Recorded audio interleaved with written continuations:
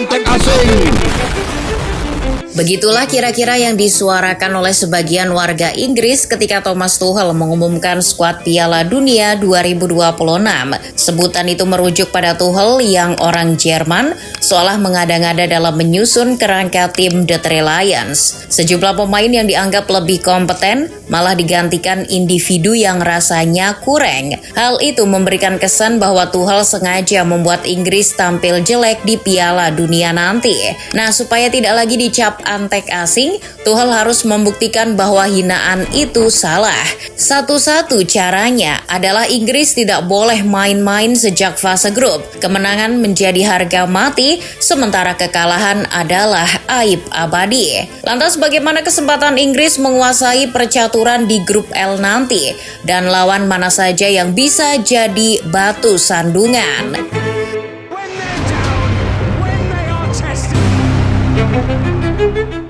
Meski belum pernah lagi juara sejak 1966, Inggris masih dianggap sebagai salah satu tim terkuat. Tergabung di grup L tahun ini, Opta merilis prediksi yang membuat fans Inggris kembali menyanyikan yel-yel "Football It's Coming Home".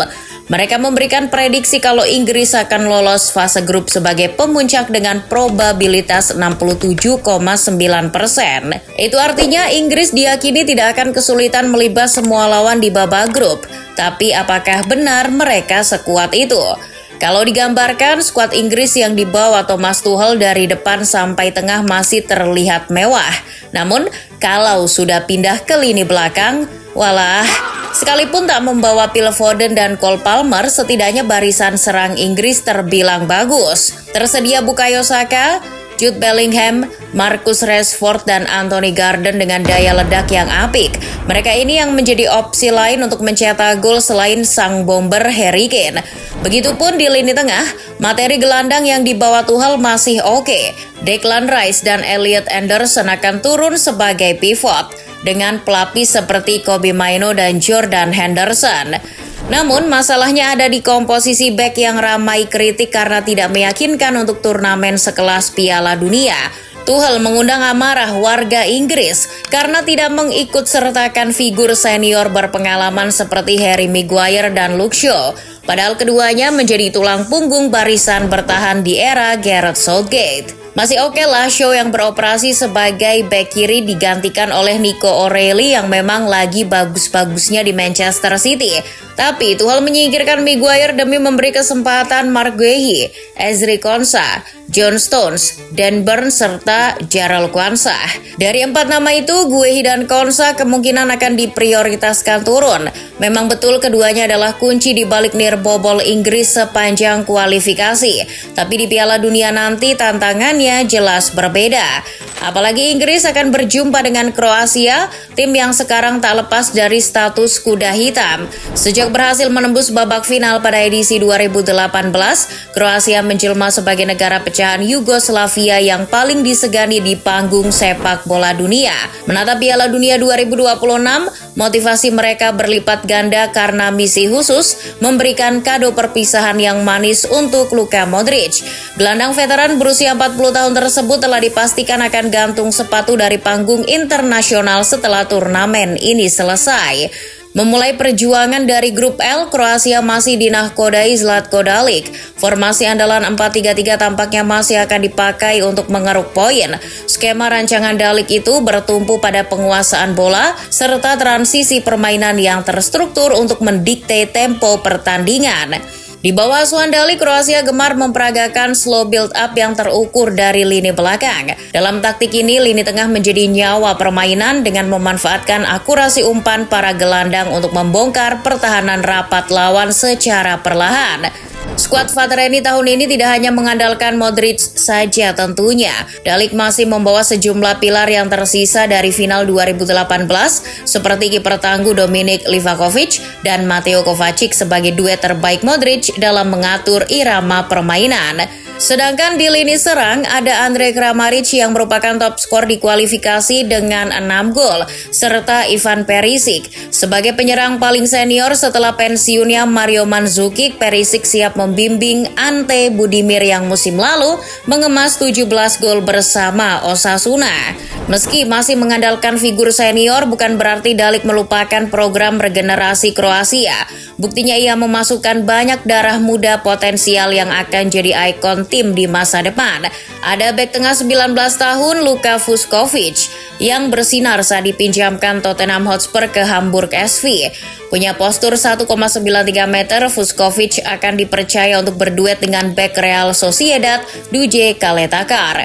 Dari lini tengah ada dua pemain Serie A yang sedang naik daun, Martin Baturina dan Petar Sucic. Tak lupa di lini depan Kroasia punya pelapis seperti Igor Matanovic, penyerang 23 tahun milik Freiburg yang antarkan timnya ke final Europa League. Dengan perpaduan ini, tim seperti Inggris wajib waspada. Rekam jejak mencatat pada pertemuan terakhir mereka di Piala Dunia 2018, Kroasia sukses menjegal Inggris dengan kemenangan 2-1. Bukan hanya Kroasia saja yang patut diwanti-wanti oleh Inggris, tetapi juga Ghana. The Black Star siap mengacak-acak prediksi yang lebih menguntungkan Inggris dan Kroasia. Untuk mensukseskan misi kejutan tersebut, Ghana memegang dua kunci utama yang diprediksi bakal mengganggu kenyamanan bermain skuad tiga singa.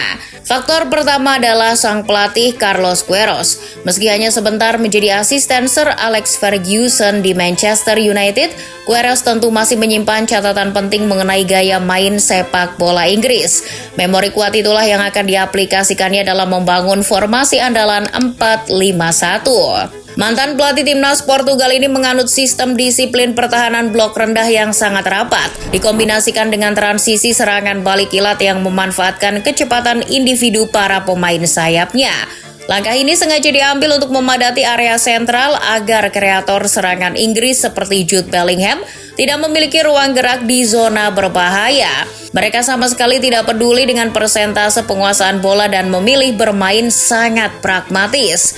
Faktor kedua adalah kehadiran Antoine Semenyo. Beroperasi di sayap kiri, Semenyo adalah pemain yang sangat hafal ciri khas permainan ala Inggris. Setelah naik daun di Bournemouth, ia menjadi kunci sukses Manchester City meraih double winner domestik musim lalu. Saat melawan Inggris nanti, Semenyo dipastikan menjadi sosok yang paling ingin dimatikan pergerakannya oleh barisan bertahan lawan. Apalagi oleh Nico O'Reilly yang merupakan rekan kerjanya di The Citizens. Selain Semenyo, skuad Ghana juga dihuni banyak wajah familiar. Ada Thomas Partey di lini tengah yang kebetulan juga pernah main di Arsenal, kemudian Kamaldeen Sulemana dan Jordan Ayew, serta Inaki Williams di ujung tombak. Soal rekor pertemuan, Inggris ternyata belum pernah menang atas Ghana. Duel terakhir mereka berakhir imbang 1-1 dalam laga uji coba pada 29 Maret 2011 silam. Lalu bagaimana dengan Panama? Untuk lawan yang satu ini kemungkinan besar akan dengan mudah diatasi oleh Inggris. Laga ini bahkan berpeluang besar menjadi lumbung gol bagi Harry Kane yang tampil begitu mengerikan bersama Bayern Munchen. Prediksi tersebut bukan tanpa alasan, sebab dalam pertemuan terakhir mereka di fase grup G Piala Dunia 2018, Inggris sukses menggelar pesta gol dengan menang telak 6-1. Bicara soal kekuatan tim, skuad Panama saat ini tidak memiliki pemain bintang yang tampak mencolok. Thomas Christiansen lebih banyak memanggil pemain yang mayoritasnya hanya merumput di liga-liga zona CONCACAF. Satu-satunya pemain kunci yang paling menonjol mungkin adalah Amir Murillo, bek sayap andalan yang kini membela Besiktas. Sepanjang babak kualifikasi lalu, Murillo tampil impresif dan berhasil menjadi pencetak asis terbanyak bagi Panama dengan catatan 3 asis.